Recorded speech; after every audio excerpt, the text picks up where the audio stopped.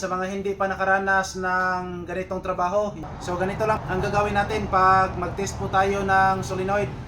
Para sa akin ay huwag na huwag tayong gumamit ng 12 volts na battery, yung mga ginagamit natin sa sasakyan. Iwasan natin yan kasi mayroong tendency na masunog yung solenoid. So para safe po tayo, gumamit po tayo ng 9 volts battery, katulad na lang nito. Yan. So ito po ang gagamitin natin, 9 volts battery.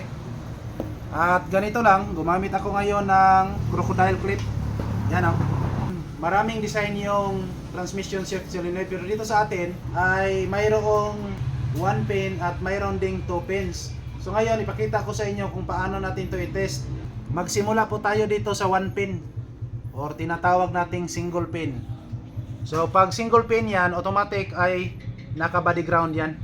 So dito lang natin ikabit yung body ground at tingnan natin o. Ayun.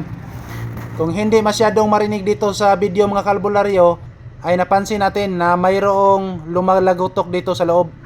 At ngayon mag-proceed po tayo sa 2 pins.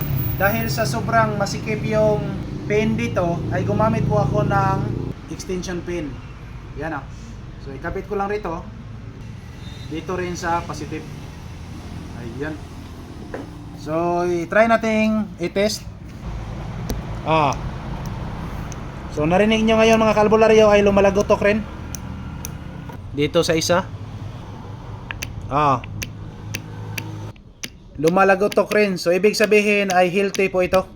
So ganito lang po kasimple. Pag mag-test po tayo ng transmission shift solenoid, ito ang pinaka-safe na gagamitin natin na battery. Huwag na huwag yung battery sa sasakyan, baka masira tuloy yung solenoid natin.